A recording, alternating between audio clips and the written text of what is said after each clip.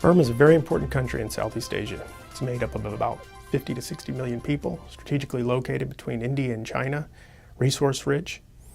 The violent crackdown last week on pro-democracy demonstrators, peacefully protesting, I might add, demonstrated to the world the violent nature of that regime. And that's reality too. The United States can't just continue about its business as if nothing's happened.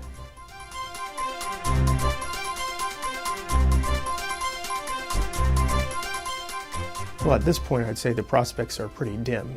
The crackdown on protesters last week in Burma are probably an indication that the protests themselves are fizzling out, as is the democracy movement. What the U.S. can do and what the world can do is try to keep the spotlight on the situation there.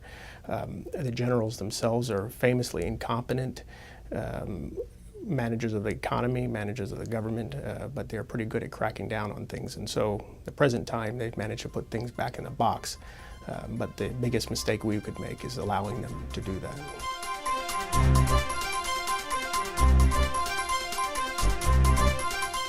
Well, the U.S. policy on Burma, sanctions policy, has the great advantage of being morally clear. The downside of it is that we have very little leverage in the situation. So what we're left with is really appealing to the enlightened self-interest of others. There's other democracies in the region. India, ASEAN countries have democracies among them. We might be able to bring them along to get more involved in changing the situation in Burma.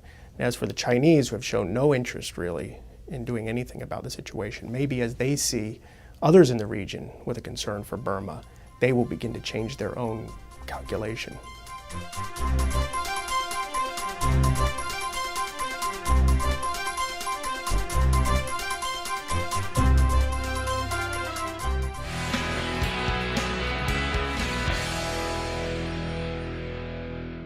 For more information, log on to heritage.org.